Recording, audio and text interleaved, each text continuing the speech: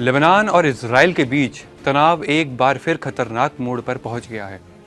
UN शांति सेना UNIFIL यानी United nation interim force in Lebanon Israeli गोलीबारी के चपेट में आ गई, लेकिन कोई जान की हानि नहीं हुई है। ताज़ा घटना रविवार शाम करीब 5:45 पर हुई, जब दक्षिणी लेबनान के काफर किला गांव के पास यूनिफिल का एक गश्ती दल अपनी रूटीन ड्यूटी पर था। तभी अचानक एक इजरायली ड्रोन ने उनकी गाड़ी के पास बम गिरा दिया और इससे पहले कि कोई कुछ समझ पाता, एक इजरायली टैंक ने सीधा शांति सेना की दिशा में गोलियां बरसा दी। खुशकिस्मती से इस हमले में किसी जवान को चोट नहीं आई और ना ही किसी वाहन को कोई नुकसान हुआ। यूनिफिल ने इस घटना की कड़ी निंदा की है और कहा कि ये यूएन सुरक्षा परिषद के प्रस्ताव 1701 और लेबनान की संप्रभुता का खुला उल्लंघन है।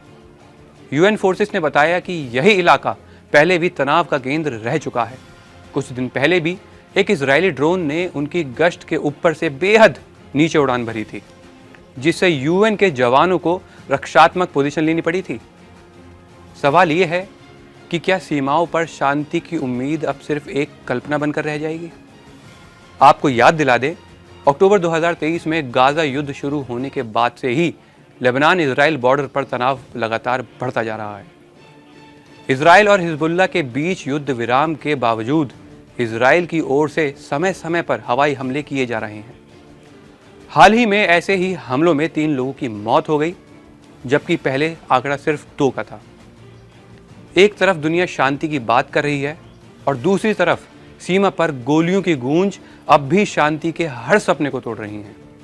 कह सकते हैं कि यूएन की गाड़ियां तो बच गईं, लेकिन शांति फिर एक बार जख्मी हो गई है। इजरायली सेना का कहना है उसने हिजबुल्लाह के 2 अहम सदस्यों को निशाना बनाया है। सेना के मुताबिक यह ऑपरेशन पूर्वी लेबनान में चलाया गया है, जहां अली हुसैन नाम का व्यक्ति मारा गया, जो सीरिया के हथियार लेबनान लाने का जिम्मेदार बताया जा रहा है। सेना ने यह भी कहा है कि रास बयात गांव में हुए एक और ऑपरेशन में हिजबुल्लाह के स्थानीय प्रतिनिधि एबद महमूद को मार गिराया है।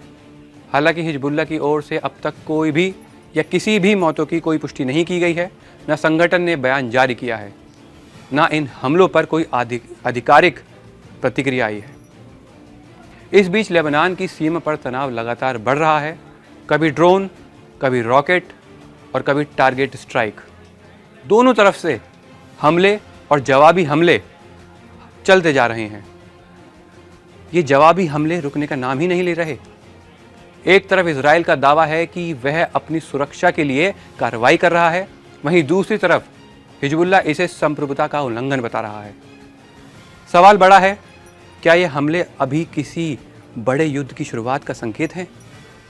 क्योंकि ज़मीन पर गोलियां रुकने का नाम नहीं ले रही और हवा में फिर वही मिडिल ईस्ट कॉन्फ्लिक्ट का डर लौट आया है।